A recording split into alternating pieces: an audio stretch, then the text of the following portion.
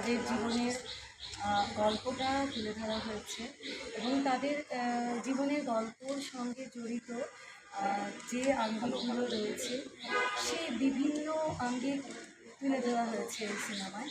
তো এখানে আমি মূলত একটি গুরুত্বপূর্ণ নারী চরিত্রে কাজ করছি। এখানে আসলে এটা নায়ক বা নায়িকা প্রধান গল্প বলা যায় না। এখানে দুইজন কেন্দ্রীয় নারী চরিত্র রয়েছে, তার মধ্যে আমি একজন, আরেকজন করছি রয়েছে।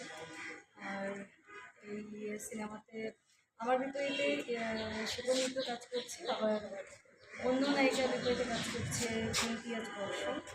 তো মূল সিনেমাটা আমি যেটা বললাম যে চাইল্ড অফ দ্য স্টেশন, স্টেশনের বাচ্চাদের যে জীবনযাপন এবং সেই তাদের যাপিত জীবনের সঙ্গে কানেক্টেড যা কিছু রয়েছে, সেখানে আমরা প্রত্যেকে এক একটি গুরুত্বপূর্ণ ক্যারেক্টার।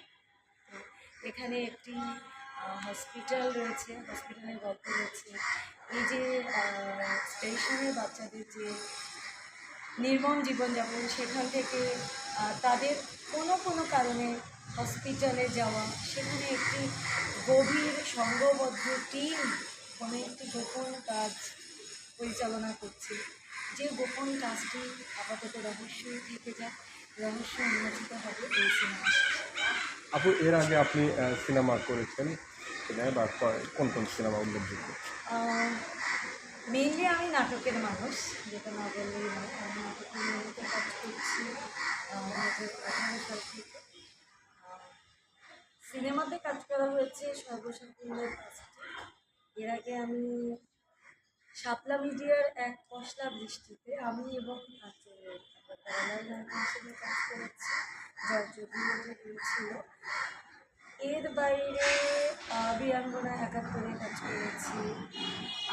কাজ করেছি আরও বেশ কিছু সিনেমা, যেগুলো আসলে একেবারেই ব্যতিক্রম ধরনের সিনেমাগুলো আমি বেছে বেছে কাজগুলো করি।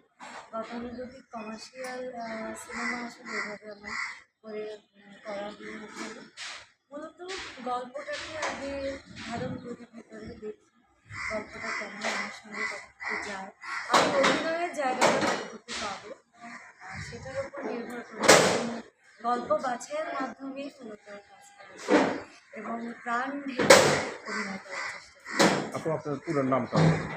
আমি দীপান্বিতা রয়। থ্যাংক ইউ আপু। তুমি রাইট পাও, তুমি নাও আপু, সুন্দর আপু, ধন্যবাদ। ভাই ভাই ভাই ভাই ভাই ভাই আমি বেশি লাগবে না আমার প্রশ্ন আমি কাউকে দিব না।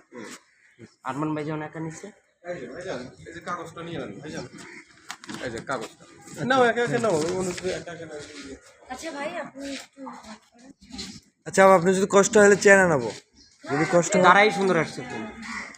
না, ভাই একটু ঘুরিয়ে যান নাকি? একটু ওকে ওকে, ফ্রেম ঠিক আছে আপনার? আমি রোল দিয়ে দিচ্ছি। ফ্রেমটা ধরেন আপনি আপনার মতন, মিডল ফ্রেম। হ্যাঁ, যাবো রোলিং ভাইয়া, অ্যাকশন। হ্যাঁ, আপনাকে কি বলবো না ক্যামেরা? এদিকে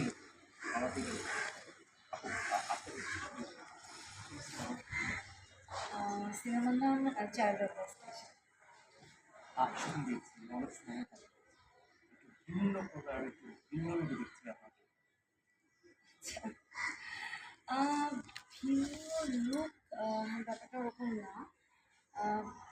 এক একটা গল্পে এক এক রকম চরিত্র ধারণ করতে হয়।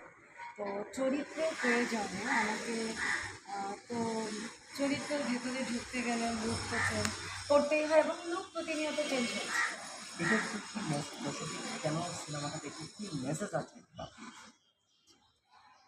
গল্পের নামের মধ্যে রয়েছে মূলত পাবলিককে দেওয়ার message, child of the station. আমাদের বাংলাদেশে অনেক রকম সমস্যা, অনেক ধরনের সমস্যা সম্বলিত বা গুরুত্বপূর্ণ টপিক নিয়ে অনেক সিনেমা হয়েছে, কিন্তু স্টেশনের বাচ্চাদের যে প্রবলেম থাকতে পারে, তারা কিভাবে বেড়ে ওঠে, তাদের জীবনযাপন কীরকম, এমনও আছে আমি জানি না যে আসলে মানুষ কতটা জানে একটি স্টেশনে বেড়ে ওঠা বাচ্চা ছোট থেকে বড় হয়, ওরা ছোটোবেলা থেকে ওরা নেশা করে, ওরা স্টেশনে ঘুমায়, ওরা স্টেশনের জীবনযাপনটাই একেবারে ভিন্ন, একটি অন্ধকার জগৎ, ওদের দিয়ে বিভিন্ন রকম কাজ করবে না।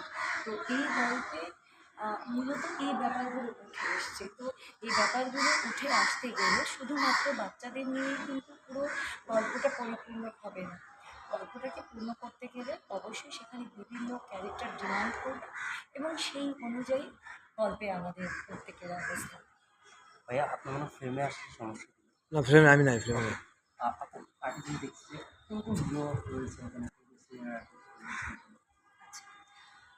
এখানে আমি একটি কেন্দ্রীয় নারী চরিত্রে কাজ করছি, আমার বিপরীতে কাজ করছে শিপন মিত্র।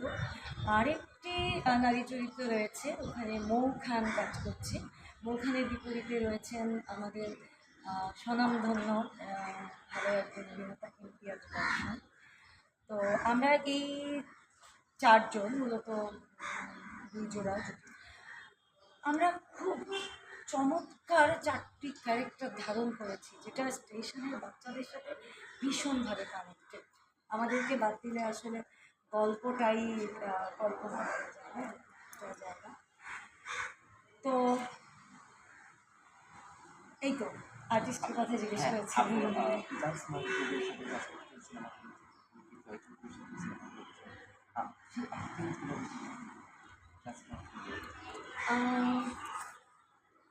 আসলে আমরা যারা সিনেমায় কাজ করি আমরা কিন্তু সিনেমাটাকে ভালোবেসে আসি। আমাদের মূল ফোকাস থাকে কিন্তু আমাদের অ্যাক্টিং, আমাদের পারফরমেন্স, নিজের জায়গাটাকে তুলে ধরা। আমরা নিজের জায়গাটাকে গুরুত্ব দিয়ে আমাদের মতো করে এগিয়ে যাই।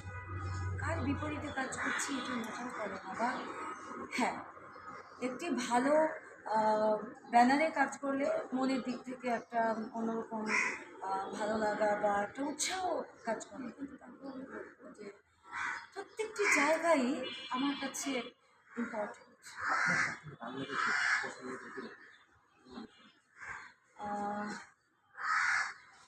এটা তো এইভাবে আমি স্পেসিফিক বলতে পারবো না যে কে আমার পছন্দ।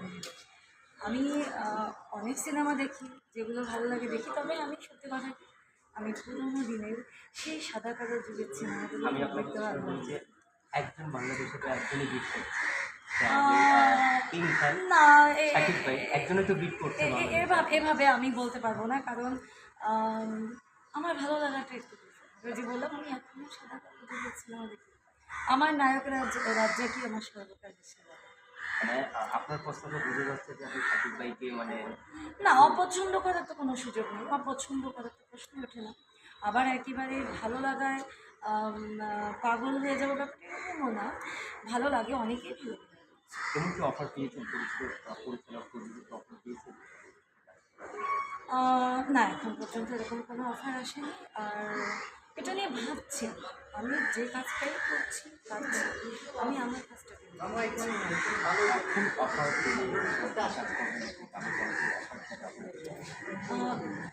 আমি সবসময় গল্পটাকে যদি গল্প ভালো হয়, আমার ক্যারেক্টারটা কি এটা নিয়ে আমি আগে ভাববো।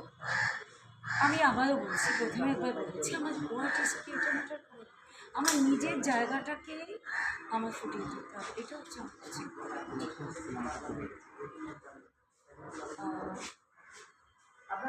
আপনি শাকিব খানের কোন সিনেমা দেখেছেন? সিনেমা দেখা হয়, আমি সবার মুভি দেখি, সবার সিনেমাই দেখা হয়। আমি যেগুলো আসে মোটামুটি যেগুলো ভালো সামনের দিকে চলে আসে দেখার চেষ্টা করি।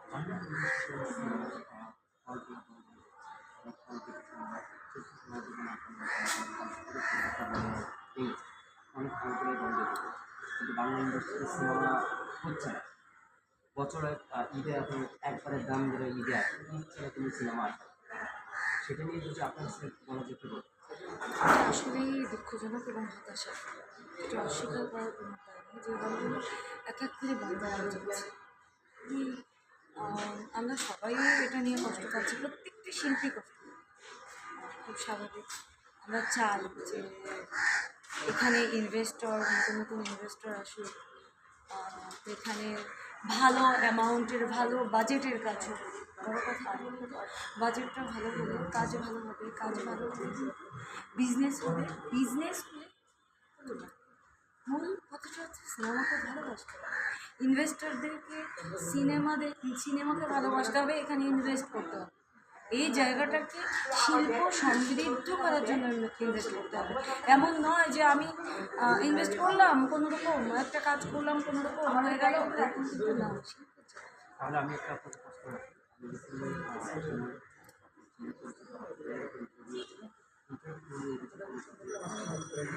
আমি recently,